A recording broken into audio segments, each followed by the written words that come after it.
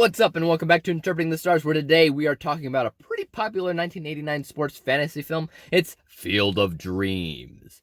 I want to be able to tell you that I grew up with this film, but in all actuality, I haven't. I've seen it once for sure, maybe twice, but that's it. It's one of those films that's easy to remember, but at the same time, easy to forget. And I'll try to explain what I mean in a minute, since I found the things that I remember to be very, very interesting. So is this really an unpredictable, nonpareil film? Let's get cracking. This review is brought to you by the word of the day, nonpareil.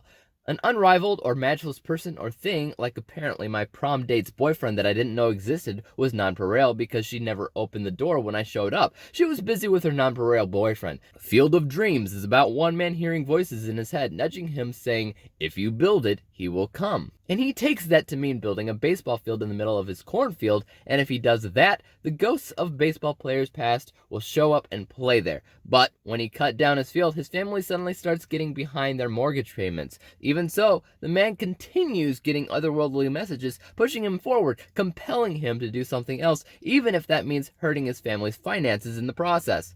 Alright, so my plot synopsis doesn't really give this film justice, because at the heart of the movie, it's all about being uplifting and inspirational. It's almost a religious film where Kevin Costner is a prophet, James Earl Jones is like a non-believer who is born again along the way, the voices Costner is hearing is clearly God, so on and so forth, and the theme of the film itself is basically holding on to your faith when everything else is suggesting you do the opposite. That, in the end, if you are true to your faith, good things might happen. That's honestly the feeling that I get when I watch this film, and if it's true, Field of Dreams has to be one of the best religious films that I've ever seen, because it's a secular religious film. And secular religious films are so good because they don't attempt to censor themselves from what's actually realistic and what isn't. So yeah, there's language in the film, and whatever. And somehow that doesn't actually distract from the central theme of that uplifting, feel-good nature. There's magic to this film that's honestly hard to explain. It mostly feels pretty original too. But I had mentioned in my intro how I didn't remember some events of the film correctly.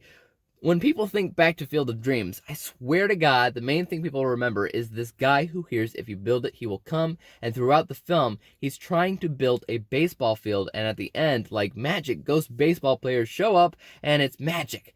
But guys, that happens in the first 15 minutes. There's a whole lot more to this movie than just that. That's both a good thing and a bad thing, because yeah, the stuff that I didn't remember felt pretty fresh upon rewatch, but it really should have been more simple, and the story goal really should have just been to build this stadium throughout the film. There's a lot of stuff that goes into building a baseball stadium from scratch, and enough to fill a movie, I'm sure, but they skip over it, and then it's go the distance, and then it's ease his pain, and then it's whatever. I don't want to ruin it for you. There's a natural progression of events in this film, but you never know where the heck it's going next, or if it'll ever end. That's why my plot synopsis was a little bit sloppy, because it's the kind of movie that you can explain events that happen, but you can't really say what it's about. There's a lot of little things that happen sequentially. He has to do this, and then he has to do this, and then he has to do that, and then he has to do that. But there's no connecting end goal, at least not narratively. There's no common denominator. He's being compelled to do all these separate things because of a voice that he hears in his head. And so he does them.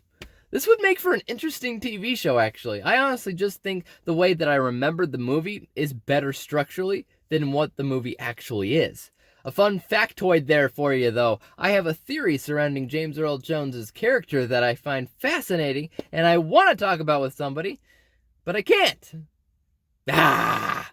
Anyways, I guess the main thing that I want to say about this movie is that it doesn't really matter how this film is structurally put together. The whole thing, from beginning to end, is all about what it feels like.